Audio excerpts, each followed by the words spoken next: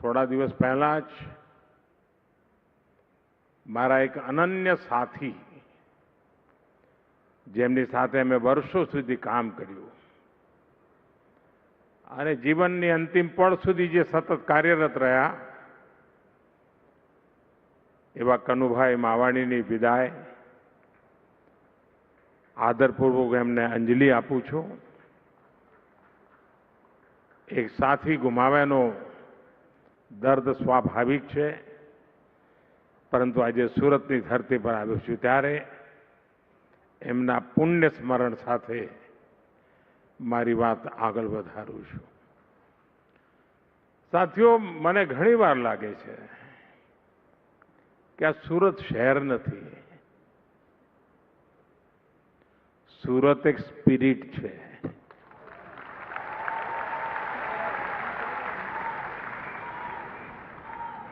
અને આ સ્પિરિટ હોય તો જ પર્યાવરણ દિવસે પ્રત્યેક પરિવારને જોડીને આવા 15,000 પર્યાવરણને સમર્પિત આવા સરસ મજાના પોસ્ટર બનાવીને લોકો લાવ્યા.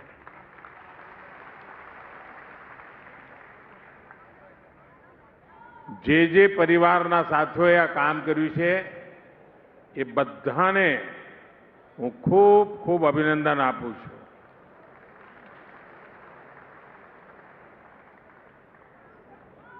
કારણ કે જ્યારે એમણે આ વિચાર કર્યો હશે ને એટલે એમનું મન હવે આ પર્યાવરણની રક્ષા માટે લાગ્યું હશે.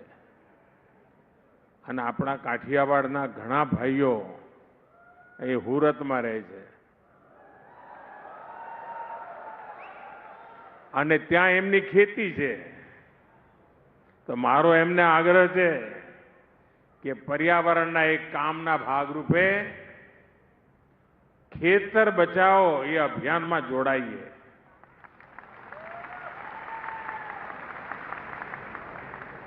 કેમિકલ ફ્રી ખેતી,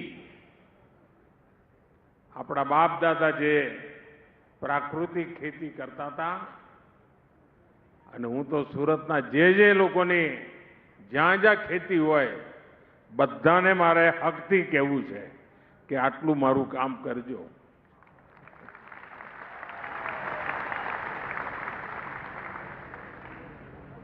સાથીઓ, અહીંયા બધાએ મારું સ્વાગત કર્યું,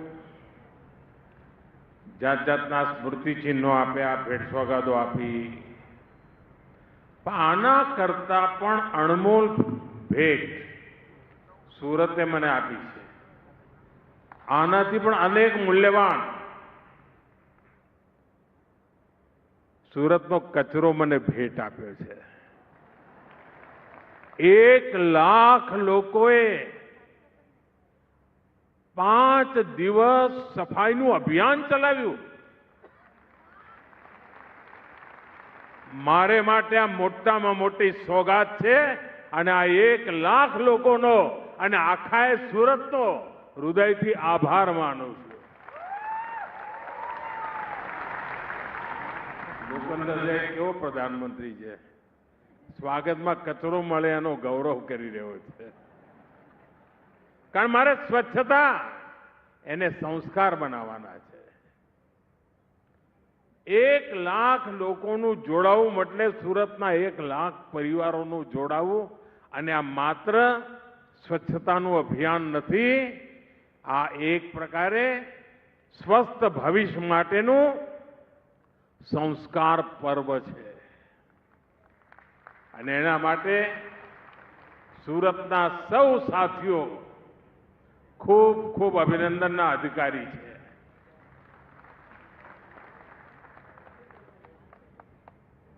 साथियों, स्थानीय निकायों के चुनावों के बाद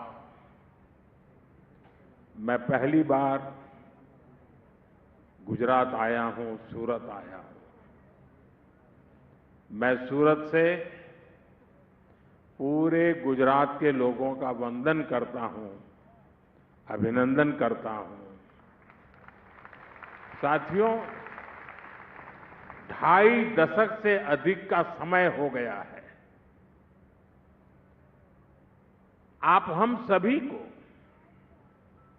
भाजपा को निरंतर अपना आशीर्वाद दे रहे हैं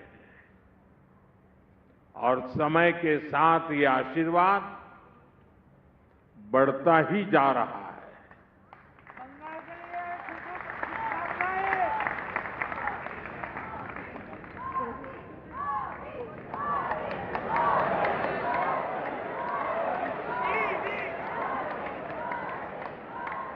देखिए, एक बेटी आप सबको खींच के ले गई।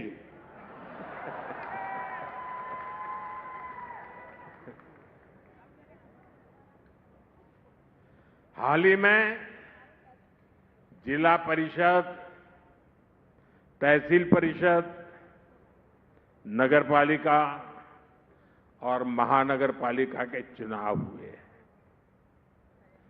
इनमें गुजरात के लोगों ने भाजपा को इतना समर्थन दिया कि पुराने सारे रिकॉर्ड टूट गए।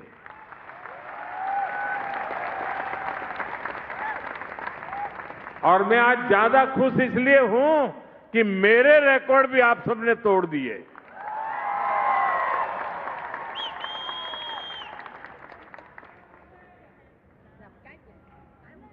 मैं राजनीति में बहुत देर से आया था, शायद 87 में मैं पॉलिटिक्स में आया और उसके बाद पहला चुनाव था सूरत, अहमदाबाद कॉरपोरेशन वगैरह का, और पहले चुनाव में हमने भारी विजय प्राप्त किया और तब से लेकर आज तक ये विजय की यात्रा चल ही रही है।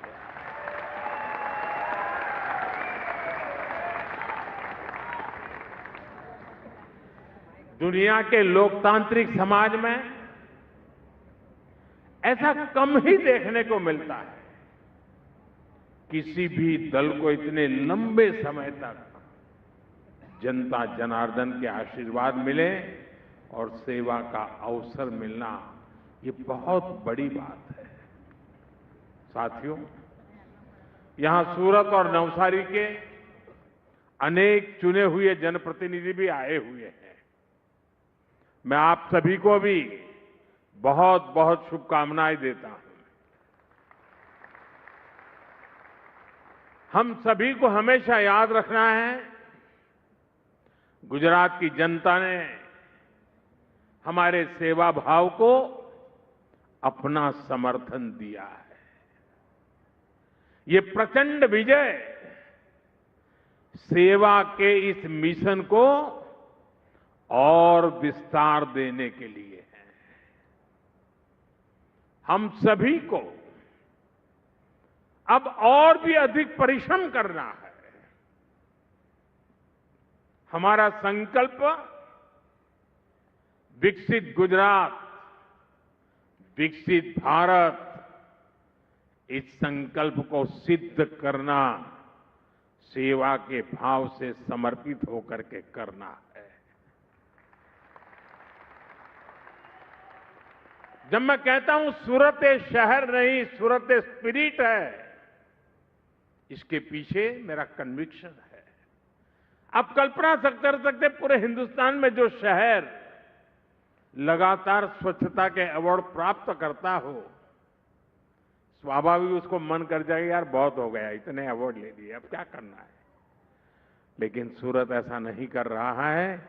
वो आज भी सफाई के अभियान को प्राथमिकता देता है। तब मैं कहता हूं सूरत शहर नहीं, सूरत एक स्पिरिट है। साथियों, ये जो हमारा संकल्प है विकसित भारत का, विकसित गुजरात का, ये संकल्प देश के गांव, हर जिले, हर शहर को हम जब विकसित करेंगे तभी सिद्ध होने वाला है। और इसलिए सभी चुने हुए भाजपा जनप्रतिनिधियों की भूमिका बहुत बड़ी है। साथियों, आज का दिन एक और सुखद संयोग का है। आज 5 जून पर्यावरण दिवस है और पर्यावरण दिवस के इस अवसर पर मैं देश के सबसे स्वच्छ शहरों में से एक सूरत में हूं।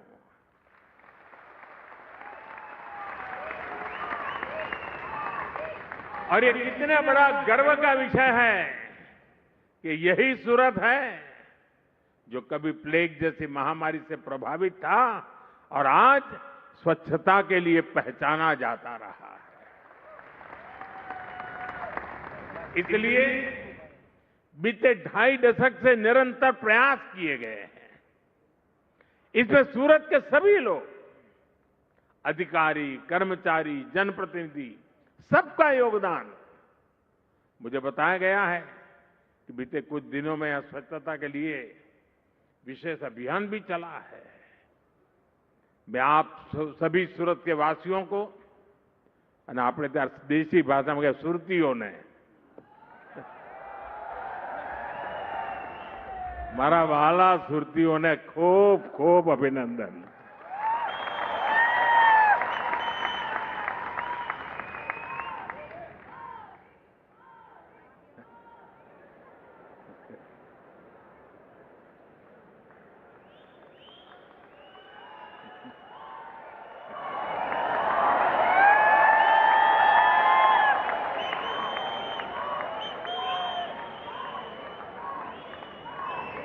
सूरत के विकास को गति देने के लिए आज यहां अनेक प्रोजेक्ट का शिलान्यास और लोकार्पण हुआ है। मैं आप सभी को इन प्रोजेक्ट के लिए बहुत बहुत बधाई देता हूं। साथियों, दुनिया अब हरित युग की तरफ, ग्रीन फ्यूचर की तरफ बहुत ही सावधान हो चुकी है। धीरे धीरे कदम रखने का प्रयास भी कर रही है। भारत भी ग्रीन ग्रोथ पर बहुत अधिक काम कर रहा है और इसमें भी गुजरात ने बरसों पहले ही तेज कदम उठाने शुरू कर दिए थे। गुजरात राज्य है जिसने इस शताब्दी के प्रारंभ में ही सरकार में क्लाइमेट चेंज का अलग डिपार्टमेंट बनाया था। एक अलग डिपार्टमेंट बनाया था। ऐसी व्यवस्था बनाने वाला गुजरात देश का पहला राज्य था। और जैसा अभी मुख्यमंत्री जी ने जिसका वर्णन किया, गुजरात के अपने पाटण के चारणका गांव में भारत का पहला सोलर पार्क भी बनाया गया था। और एक प्रकार से उस समय तो वो तीर्थ क्षेत्र बन गया था। लोग देखने आते थे कि इतना दूर दूर तक दिखाई दे इतना बड़ा सोलर प्लांट। साथियों, गुजरात में उस समय आप सभी ने जो किया उसने पूरे देश को प्रेरणा दी है।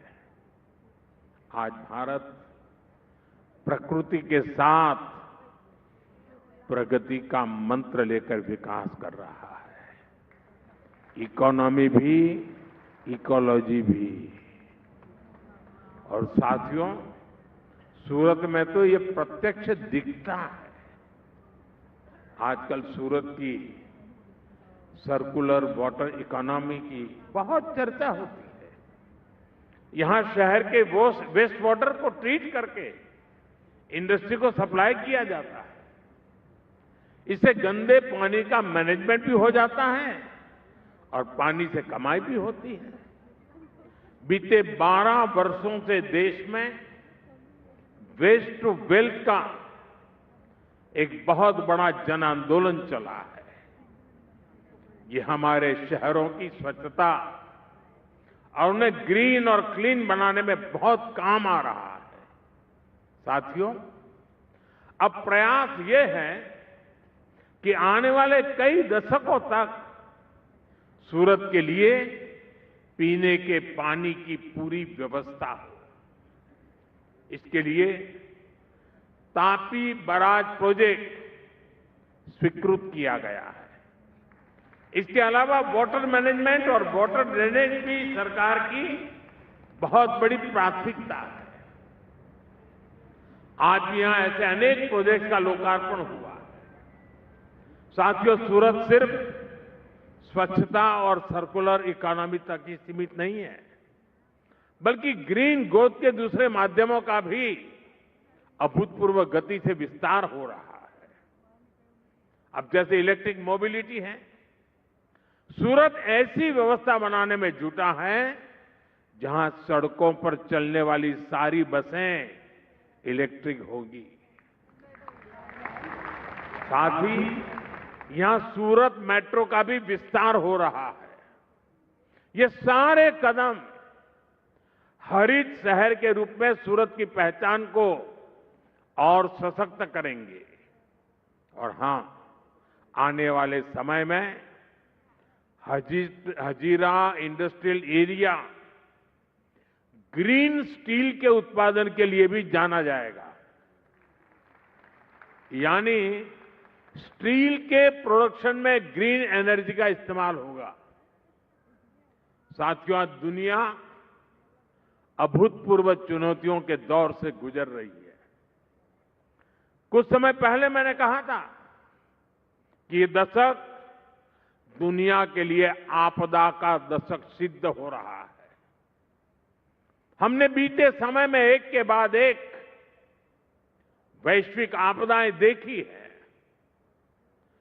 पहले बहुत बड़ा कोरोना का संकट आया, फिर जगह जगह युद्ध शुरू हो गए, और इतना बड़ा ऊर्जा संकट, इसने पूरी दुनिया को अस्त व्यस्त कर दिया है। दुनिया भर में पेट्रोल की कीमतों में लगातार उतार चढ़ाव हो रहा है। गैस की सप्लाई चेन ध्वस्त हो रही है। लेकिन भाइयों बहनों, मुझे बहुत संतोष है कि 140 करोड़ भारतीयों के साझा प्रयासों से देश ऐसे हर संकट का मजबूती से मुकाबला कर रहा है।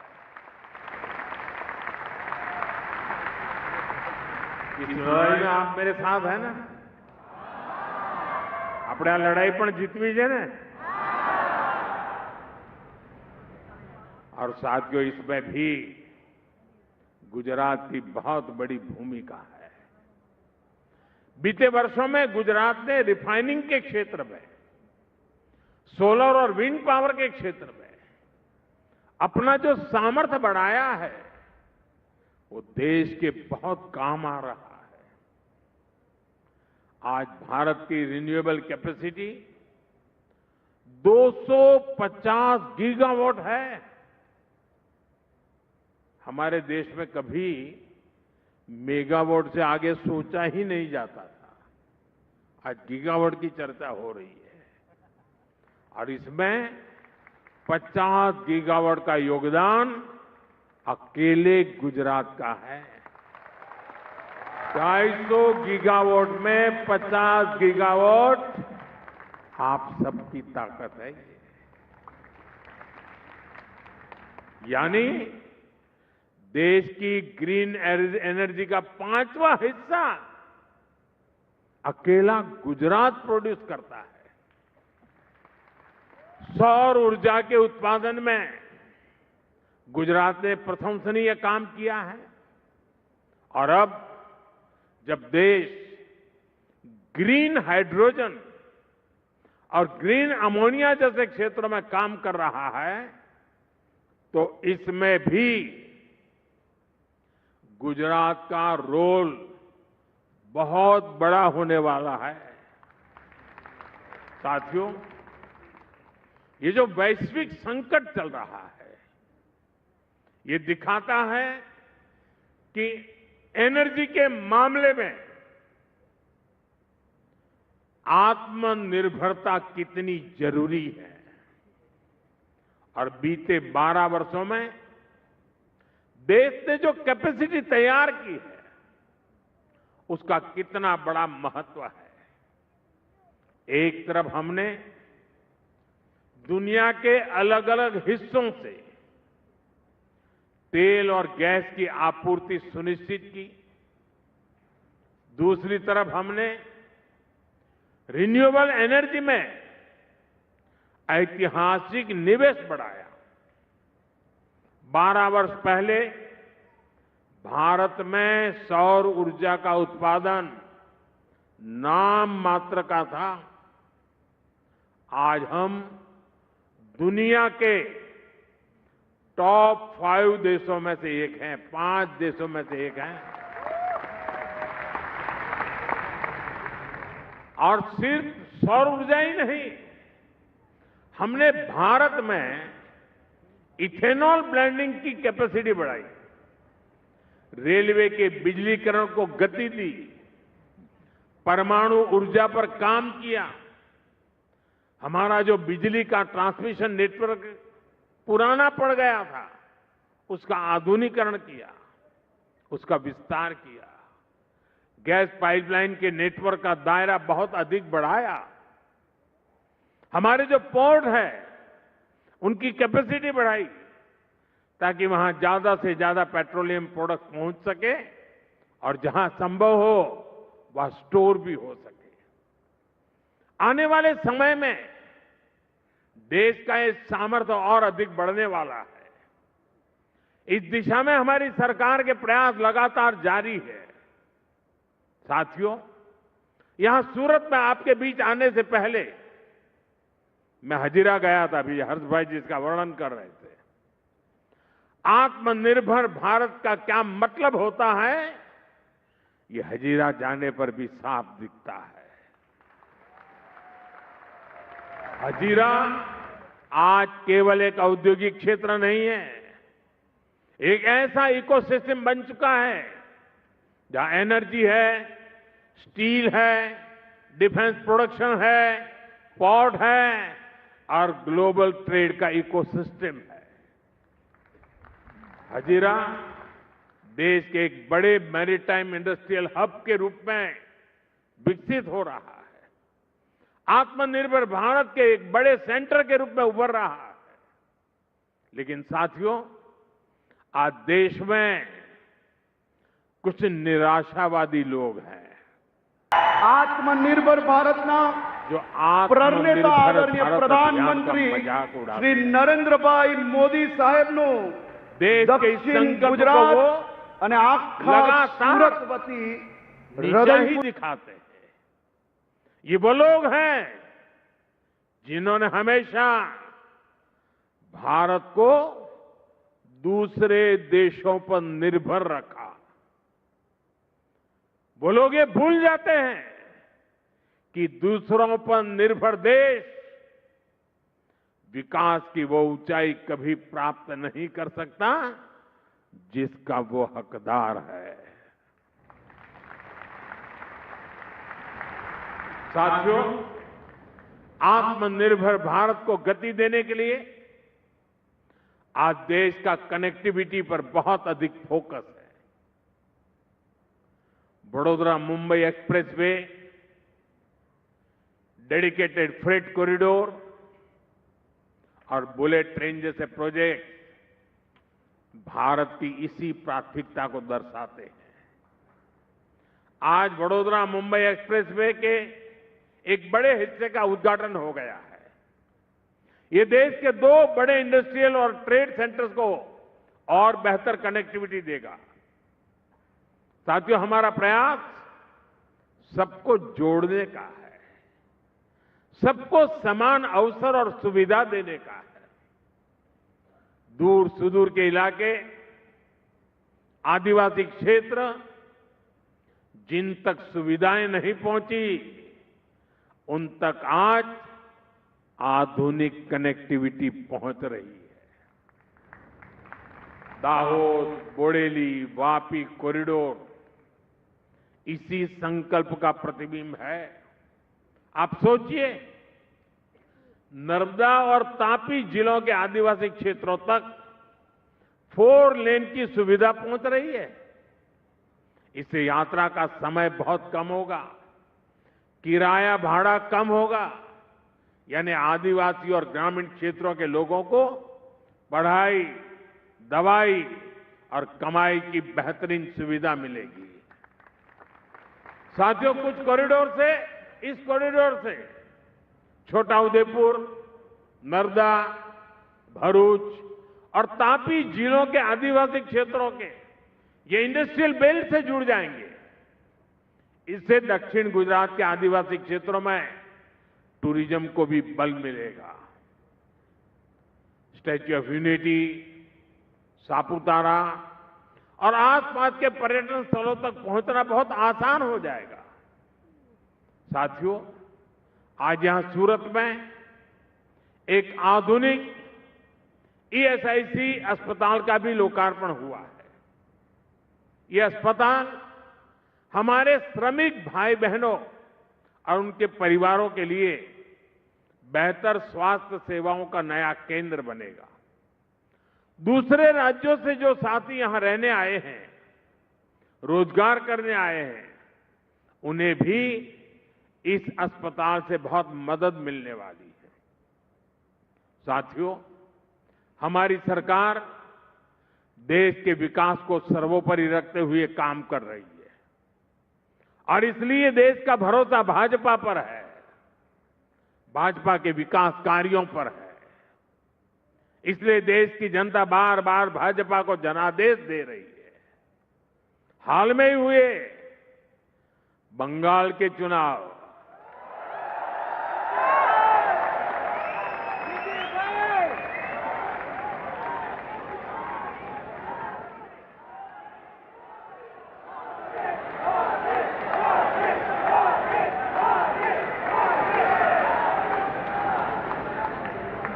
आपको लगता होगा कि मैं बंगाल बोल दिया, एकदम से यहां ऊर्जा आ गई। लेकिन मेरा अनुभव था, मैं पिछले दिनों 5 देशों की यात्रा पर था। वहां भी बंगाल बंगाल चल रहा था। हर कोई बंगाल की चर्चा करता था। चुनाव बंगाल के, असम और पुडुचेरी के चुनाव में भाजपा को, एनडीए को बहुत बड़ा जनादेश मिला है। इसके अलावा जो पंचायतों और कॉरपोरेशन के भी चुनाव देश भर में हो रहे हैं, वहां भी बीजेपी को विजय मिल रही है। साथियों, ऐसे हर चुनाव का एक ही मैसेज है, देश अराजकता, अनिश्चितता और निराशा को पसंद नहीं करता। कांग्रेस बीते 12 वर्षों से अराजकता और अनिश्चितता फैलाकर अपने लिए अवसर खोज रही है, लेकिन देश की जनता उसे बार बार करारा जवाब दे रही है। गुजरात के आप लोगों ने तो कांग्रेस को हाशिए पर धकेल दिया है, लेकिन जहां कांग्रेस की सरकारें हैं, वहां भी जनता कांग्रेस के कुशासन से तंग आ गई है। अभी अभी हिमाचल में भी स्थानीय निकाय के चुनाव हुए, कांग्रेस की सरकार है, वहां कांग्रेस बुरी तरह हार गई। हिमाचल की जनता ने कांग्रेस के कुशासन को नकार दिया है। इससे पहले हरियाणा के निकाय चुनाव में कांग्रेस को हार मिली और पंजाब के लोगों ने भी कांग्रेस को स्पष्ट संदेश दे दिया है। संदेश यह है कि कांग्रेस की परजीवी पॉलिटिक्स नहीं चलेगी। कांग्रेस की अराजकता में अवसर ढूंढने की राजनीति नहीं चलेगी। कर्नाटका की जनता में भी कांग्रेस सरकार को लेकर के बहुत आक्रोश है और यही कारण है कि कर्नाटका में भी कांग्रेस को सीएम बदलना पड़ रहा है। साथियों, भारत नकारात्मकता से कहीं आगे निकल चुका है। यह असीमित आशावाद वाला देश है, अद्भुत आकांक्षाओं से लैस देश है। भारत के नागरिक सपनों से भरे हुए हैं, संकल्पों से भरे हुए हैं और संकल्प को सिद्धि में बदलने के लिए प्रतिबद्ध जनता जनार्दन है। और जब देश की जनशक्ति संकल्पित है तो देश का हर लक्ष्य पा सकता है। और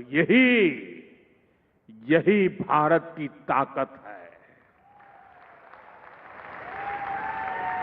आइए हम विकसित भारत के निर्माण को मिलकर एक साथ मिलकर के गति दें। हम सपनों को संकल्प में बदलें और संकल्प को सिद्धि में परिवर्तित करने के लिए अपने आप को झोंक दे। दोस्तों, मैं आपके साथ कंधे से कंधा मिलाकर खड़ा हूं। आप 2 कदम चलेंगे, मैं 3 कदम चलने के लिए तैयार हूं।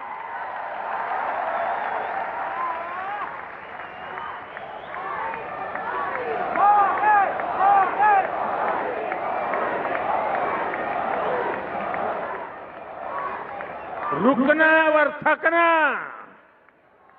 हमें मंजूर